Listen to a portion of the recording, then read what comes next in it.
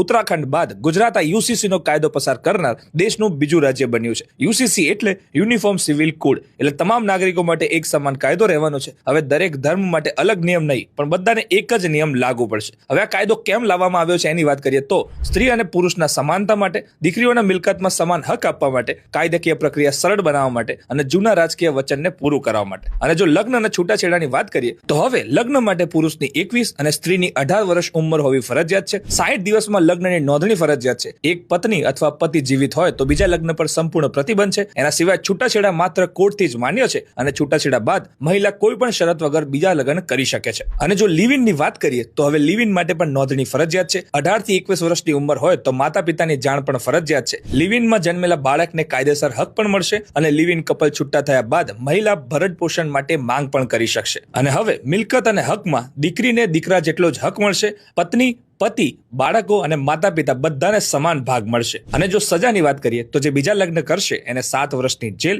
લગ્નની નોંધણી જો નહીં કરે તો એને દંડ થશે અને લિવ ઇનની નોંધણી જો નહીં થાય તો જેલ અથવા દંડ બંને થઈ શકે છે. હવે આ યુસીસી ના નિયમ કોને લાગુ નથી પડતા એની જો વાત કરીએ તો એસટી સમાજને આ નિયમમાંથી મુક્તિ છે. એ ઉપરાંત ધાર્મિક વિધિમાં કોઈ પણ દખલ અંદાજી આ નિયમ પ્રમાણે નહીં થાય. યુસીસી એટલે એક દેશ એક કાયદો. આ કાયદો સમાનતા ન્યાય તરફનું મોટું પગલું છે. તમને શું લાગે છે, યુસીસી યોગ્ય છે કે નહીં? એ નીચે કોમેન્ટમાં જણાવજો.